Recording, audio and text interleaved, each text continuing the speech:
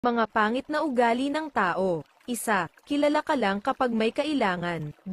Kaibigan ka kapag may pera ka. 3.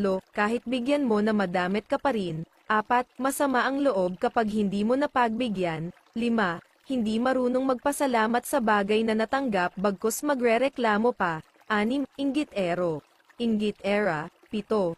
Nagtatago kapag siya ang meron. 8. Mabait sa'yo kapag humihingi ng pabor. 9. Hindi natutuwa kapag umaangat ka. 10. Kaibigan ka raw pero nilalaglag ka. 11. Mabango ka kapag nakaangat ka na sa buhay pero nung wala ka basura ka sa paningin nila. 12. Magaling magtahi ng kwento. 13.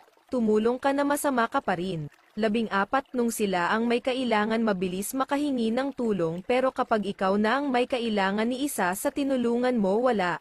15. Nag-iimbento ng kwento sa ibang taong kausap.